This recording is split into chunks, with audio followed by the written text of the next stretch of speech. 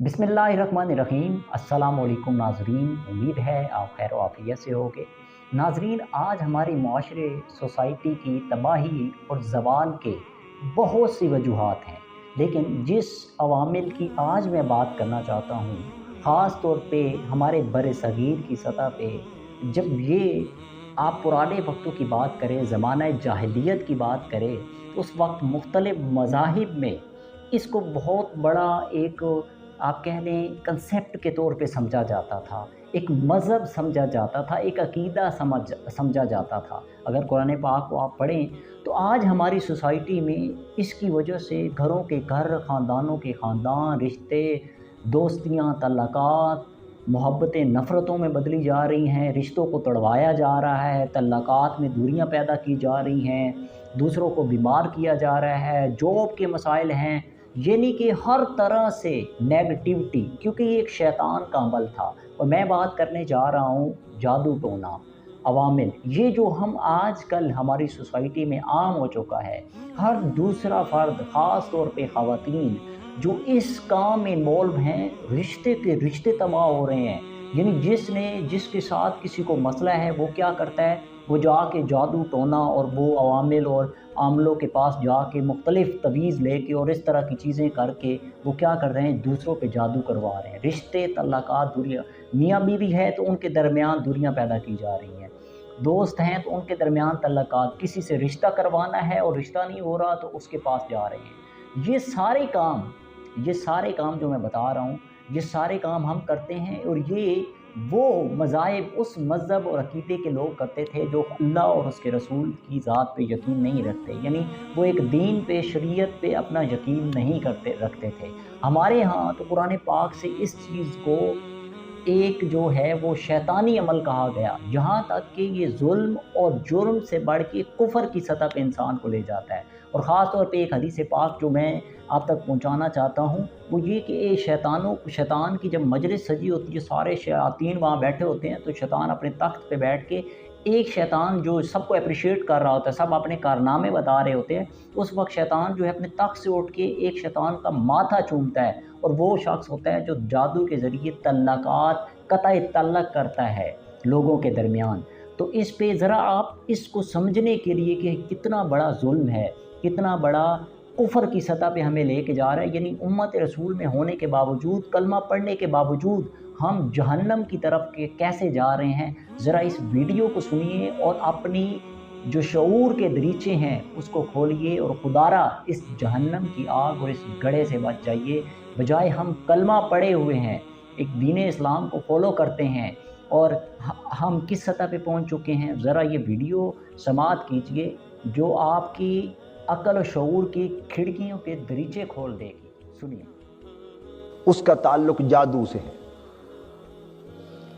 फरमाया वत्तबऊ मा तत्लु शयातीन अला मुल्क सुलेमान, अगला हुक्म दिया, और वो यहूद तो उस चीज यानी जादू के पीछे भी लग गए थे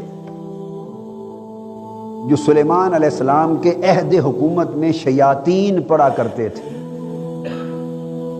मा तत्लु शयातीन, यहां से एक बात तो ये मालूम हुई कि जादूगरी शैतानों का काम है, इंसानों का काम नहीं। कुरान मजीद बड़ा कैटेगोरिकल है, मगर हमने कभी इसे समझने की कोशिश नहीं की। कुरान की बातों में रख रखाव, कंफ्यूजन और इल्तिबास नहीं होता। इल्तिबास हम खुद अपने मफाद के लिए क्रिएट करते। फरमाया वो उस जादू के पीछे भी लग गए थे जिसका पढ़ना शैतानों का काम था। तो जादूगरी इंसानों का, मुसलमानों का शेवा नहीं, बल्कि शैतानों का काम। और फरमाया वमा काफरा सुलेमान,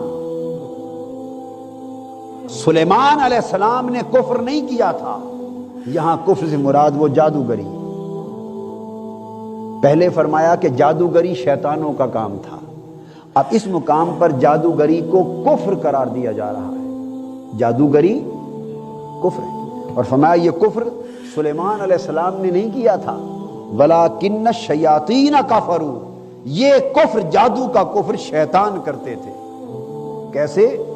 आप सोच सकते हैं कि ये बात क्या मेरी अपनी तफसीर है या कुरान भी इसको, अभी तक जादू का लफ्ज तो नहीं आया कि उसको कुफ्र समझें। कुरान कहता है युअल्लिमून अन्नास अस्सिहर, یہ کفر شیطان کرتے تھے، اور وہ کفر کیا تھا کہ لوگوں کو جادو سکھاتے تھے، لوگوں کو جادو سکھاتے تھے۔ جو شہر بابل میں ہاروت اور ماروت نامی دو فرشتوں پر اتارا گیا تھا، یہ جادو، اس کو قرآن مجید نے کفر کہا۔ اب اس کی مختلف شکلیں ہیں۔ اس جادو کے قبیل میں کئی چیزیں آ جاتی ہیں۔ حضور علیہ السلام نے فرمایا من اتا ساحرا او عرافا فقد کفر بما انزل علی محمد صلی اللہ علیہ وسلم۔ فرمایا جو شخص کسی جادوگر کے پاس گیا کسی بھی پریشانی کی وجہ سے، جادو کا وجود حق ہے مگر کفر ہے، کفر کا بھی وجود تو ہے نا۔ بعض لوگ اس چکر میں پڑ جاتے ہیں جی میں فلاں سے یہ کروایا تو اس کا تو اثر ہو گیا، اور فلاں نے جادو کیا اور فلاں پر اثر ہو گیا تو اس کا مطلب ہے جی حق ہوا نا۔ عورتیں توجہ سے سنیں کہ وہ اس دھندے میں زیادہ پھنس جاتی ہیں، ہماری بہنیں توجہ سے سنیں کہ جی اس کا اثر ہو گیا، اس کا مطلب ہے یہ ہوا تو صحیح نا۔ پھر ہاں یہ اسی طرح ہوا جیسے شراب بھی ہے تو شراب بھی نا، چوری ڈاکہ بھی ہے، بدکاری بھی ہے، کفر بھی ہے، شرک بھی ہے، یہ سب چیزیں موجود ہیں، کوئی غیر موجود تو نہیں، مگر اس کو کفر کہتے ہیں۔ جادو کا وجود ہے، جادو کے اثرات ہیں، جادو کے اثرات ہیں، مگر یہ ایمان کے منافی ہے اور سراسر کفر ہے۔ اس کے پیچھے جانا ایمان ترک کرنا اور کفر کی پیروی کرنے کے مترادف ہے۔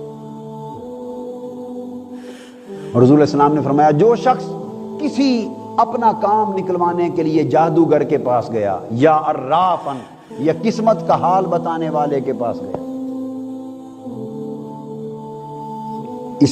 اس خرابی میں تو بڑے مبتلا ہے۔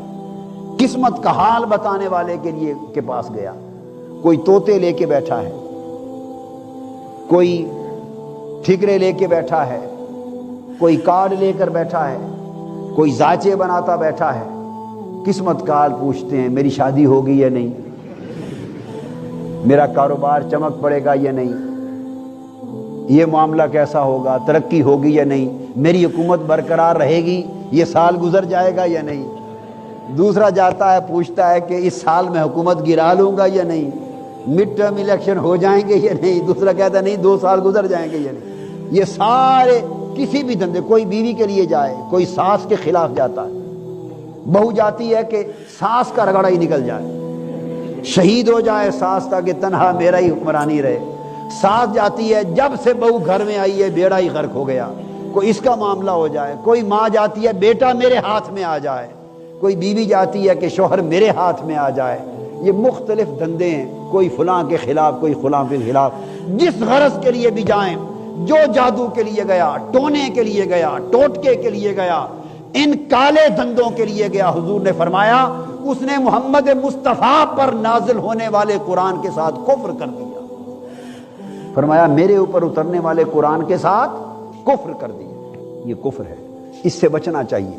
اسلام نے توکل کی تعلیم دی ہے، استعاذہ کی تعلیم دی ہے کہ انسان اللہ سے پناہ مانگے، قرآن سے مدد لے، صبر سے مدد لے، نماز سے مدد لے، استعانت بالصبر کرے، استعانت بالصلاۃ کرے، استعانت بالعبادہ کرے، حضور کے توسل کے ذریعے اللہ سے استعانت کرے۔ اللہ پاک نے خیرات و برکات کے اور حسنات کے قرآنی تعلیمات کے راستے بتائے، ان پر عمل ہونا چاہیے، نہ کہ ان امور کی طرف کہ جن کو اللہ اور اللہ کے رسول نے کفر قرار دیا ہے۔ ان چیزوں سے بچنا چاہیے، یہ فتنہ ہے۔ اور پھر آگے اس فتنہ اور کفر کی ایک نشانی یہ بھی بیان کی، فَيَتَعَلَّمُونَ مِنْهُمَا مَا يُفَرِّقُونَ بِهِ بَيْنَ الْمَرْءِ وَزَوْجِهِ۔ اس جادوگری کے فتنوں میں سے ایک فتنہ قرآن نے بیان کیا کہ وہ میاں بیوی کے درمیان جدائی کروا دیتے تھے، تفریق کروا دیتے تھے۔ یہ کام بھی کثرت کے ساتھ ہو رہا ہے، بہت سے لوگ یہ دھندے لے کے بیٹھے ہیں، میاں بیوی کے درمیان تفریق کرنا، بھائیوں کے درمیان تفریق کر دینا، رشتوں کے درمیان تفریق کر دینا۔ اور شیطان کو جتنی خوشی طلاق پر ہوتی ہے کہ جس شوہر نے بیوی کو طلاق دے دی، جتنی خوشی شیطان کو اس پر ہوتی ہے کسی اور عمل پہ نہیں ہوتی۔ ایک حدیث میں آتا ہے کہ شیطان ہر شام کو تخت لگاتا ہے اور سارے شتونگڑے اس کے شاگرد شیاطین جمع ہوتے ہیں اور وہ ساروں کو جمع کر کے تخت پہ بیٹھ کے پوچھتا ہے بتاؤ آج کے تمہارے کارنامے کیا ہے؟ کوئی کہتا ہے میں نے فلاں کا سر پھڑوا دیا، کوئی کہتا ہے اس کو قتل کروا دیا، کہتا ہے اس کی گالی گلوچ کروا دی، یہ جھگڑا کروا دیا، اس طرح کے وہ اپنے کارنامے بیان کرتے ہیں۔ ایک شیطان کا بچہ اٹھتا ہے اور کہتا ہے کہ میں نے میاں بیوی میں جھگڑا کرا کے طلاق کروا دی۔ شیطان اٹھ کر اس کا ماتھا چوم لیتا ہے، کہتا ہے تو نے میرا دل ٹھنڈا کر دیا۔ سب سے بڑا کارنامہ شیطان کے نزدیک یہ ہے کہ پھوٹ پڑ جائے۔ یہ پھوٹ خواہ میاں بیوی کے مابین ہو، اس کا تو ذکر ہے نص میں، مگر یہی پھوٹ مسلمانوں کے مابین، بھائیوں کے مابین، والدین اور اولاد کے مابین، خونی رشتوں کے مابین، جس کو اللہ نے جوڑنے کا حکم دیا اس رشتے میں پھوٹ پڑ جائے تو یہ شیطانی عمل ہے۔ ہمیں اس سے اپنے آپ کو محفوظ رکھنا چاہیے۔